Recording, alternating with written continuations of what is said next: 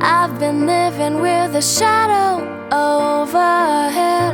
I've been sleeping with a cloud above my bed. I've been lonely for so long, trapped in the past, I just can't seem to move on. I've been hiding all my hopes and dreams away, just in case I ever need 'em again someday. I've been setting aside time to clear a little space in the corners of my mind. All I wanna do is find a way back into love. I can't make it through without a way back into love. Oh.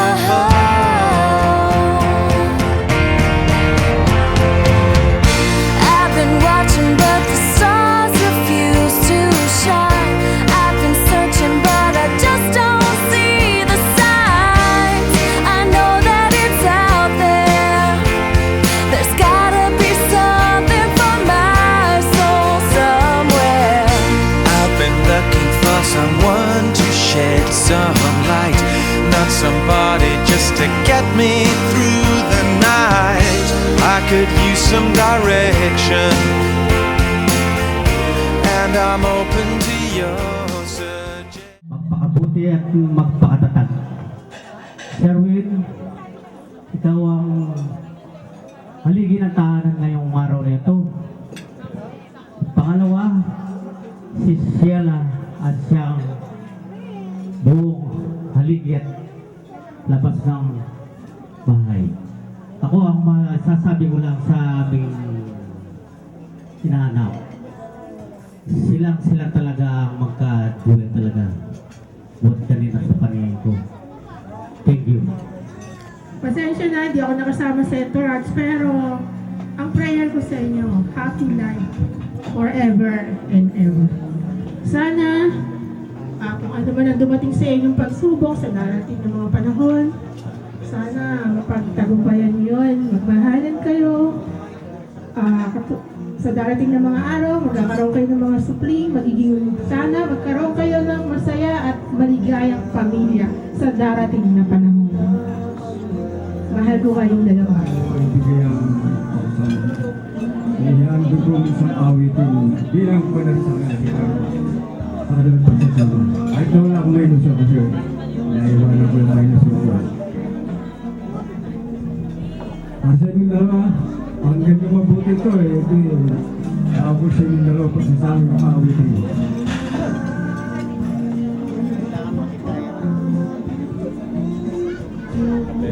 Ako ang iyong kung kapiyan ka, parang ako ay nasaan. At dahil sa'yo ay ganito ng aking mundo. Sa'yo ikaw at ako, pinag-isundan ko na. Sumpa tayo hanggang huli ay magkapiling. Iwalang sapat ang ating kailangan. Pag-ibig na wagas at tunay na pagmamahal. Ikaw ang mahal, ikaw lang ang tangi kong kilig, magpahanggang wakas. Yung awiting niyo sana pababaw ko sa inyo, sana daling na ako nabubuhay kayo. Ang bautis sa inyo ay sabihin mapalat ako. At sana magsama kayo maluhati at magpasensyahan at sana makarami kayo. At marami pang panahon natin sa inyong buhay, mga bata pa kayo. Mahal kayo. Pag naman magpasensyahan. Wala awa yan? Okay.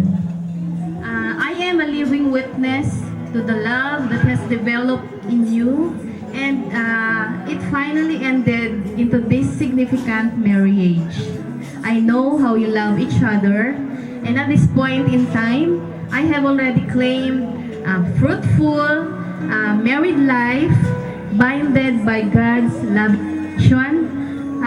faithful provisions, abiding presence, and constant protection. I love you and God bless. I want you to know that you two look good together. Bagay na bagay kayo. And I'm sure, naging successful ang marriage niyo because you really love each other. Sir, pag-ari mo si Sila. And Sila, alag mo si Sherwin. Thank you. Sherwin, mukhang ano pa siya, totoy. So, I witnessed how he evolved. So, masasabi ko lang si Sherwin is I think, a genuinely good-natured individual. So, Sheila, you're in good hands.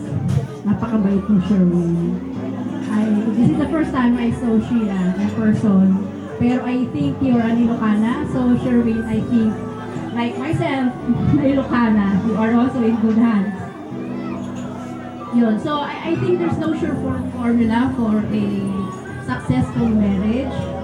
Wala naman yung lahat yan we're dalawang strangers na pinagbuklod, di ba?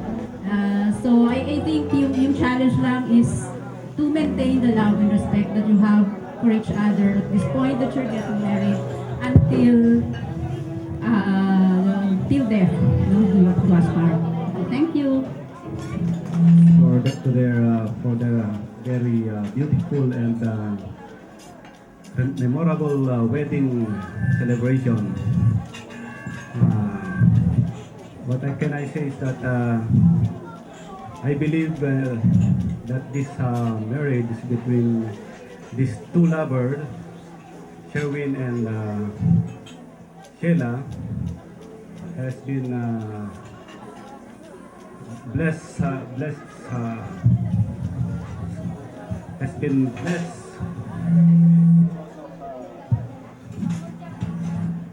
Hello. Nawawala tuloy. Maganda kasi si Sheila eh. Gwapo rin yung groom. Alam nyo, this day, alam nyo, maraming naghihiwalay na mag-asawa.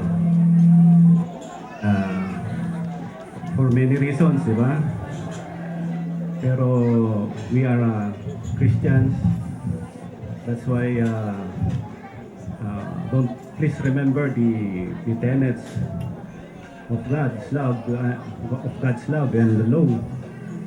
Sabi nga ng ating Panginoon, ng ating banal na kasulatan, what God has joined together, no man can put asunder. Kaya tandaan nyo yan. Dapat maging sentro lang natin lagi sa ating buhay yung ating pagiging Christian lang. At dapat ang direksyon natin ay ating Panginoong Diyos at kanyang mga prinsipyo. At unang-una ay dapat tandaan natin ito. Kailangan matuto kayong dalawa na tumanggap ng kamalian o kapangitan ng bawat isa dahil darating araw baka kayo mag-away o hindi magkaintindihan. No? So, pagdating ng araw lalabas yung mga ugali ng bawat isa o mga sekreto. Kailangan i-anticipate natin yan. Dapat matuto tayong mag-adjust sa bawat isa. Pangalawa ay dapat magkaroon kayo ng respeto sa bawat isa, pagpakumbaba. And pangatlo, dapat kayo ang maging tulay ng hindi pagkakaunawaan o kung mayroon mang hindi pagkakaintindihan, huwag nyo nang hintayin na yung isa pang magsisimula na para kayo magkaroon ng understanding. Kailangan kayo kayo nang mag-initiate kung merong hindi kayo pagkakaintindihan sa bawat isa. At pangatlo, dapat kayo ang hero and hero pamilya or buhay. Kailangan na hindi lang yung isang nagtataguyod, kundi bawat isa ay kailangan itaguyod ang kanilang pamilya. At pangatlo, ang pag-ibig ay yung hindi lang yung sarili ang iniisip, kundi dapat isipin lagi kung ano ang maibibigay sa kanyang mahal sa buhay. At pang-apat, huwag tayong anger. Dapat quick tayo to hear, not to anger. Dahil ang bawat problema ay nakukuha sa diplomasya. Kaya dapat napapag-usapan ng lahat para magkaroon ng kaunawaan, para kayo magkaroon ng matamis na samahan habang buhay. Yun lamang po. I hope lahat tayo ay nabusog na sa masaganang handa ni na Sherwin at Sheila. Alam niyo po, si Sherwin po ay aking estudyante and I have known him for more than 10 years already. I know him to be a very responsible student in the accountancy and at the UDM, and I know that he will make a good family man, a responsible father, and a responsible husband. So Sheila, ang maibibigin ko lang, tayong mga babae, lagi tayong dapat submissive sa ating asawa sapagkat si Sherwin, siya ang head of the family. Sa isang relationship, itinatapon between husband and wife ang pride. So kung meron man kayong konting hindi pagkakaunawaan, ang babae ang siyang lagi inaasahan na umunawa at rumirespeto sa asawa. Ganon din naman ikaw, Sherwin, lagi mong pahahalagahan ang pagiging babae ni Sheila. At huwag kang mag-aalala, Sheila, sapagkat kahit na si Sherwin ang head of the family, you must always remember that it is the head, that you are the neck, and it is the neck that makes the head turn. Yun lang ang aking bilin. It is my wish that you will have beautiful and brilliant children. Hindi lang isa, kundi marami. Kung bata pa kayo, sunod-sunod kung pwede, para isagla ang hirap lang. At pagkatapos na nyon ay magiging maalwa na ang inyong buhay. It is also my wish that you will have a fruitful and prosperous life. Kung meron man akong maitutulog ang tawag lang, you will always be able to count on me to be there for you kahit na anong sitwasyon. Thank you for making me a part of this celebration and I wish you all the best. I'm going to tell something, a message, but I really prepared for both of them. Allow me na basahin ko na lang ang message ko para sa kanila. Kasi Sheila, siya ay isa sa mga anak-anakan ko yan sa Bible. They often visit me, so I really prepared for her and for Shirley. Help each other to work out. This is a heavenly sent for you to grow as a family. Love and affection be the source of a perfect unity as a married couple. Never forget to ask the Lord for enlightenment, constant prayer, the bright hope of a happy marriage. Allow me, Sherwin and Sheila, to say lasting kind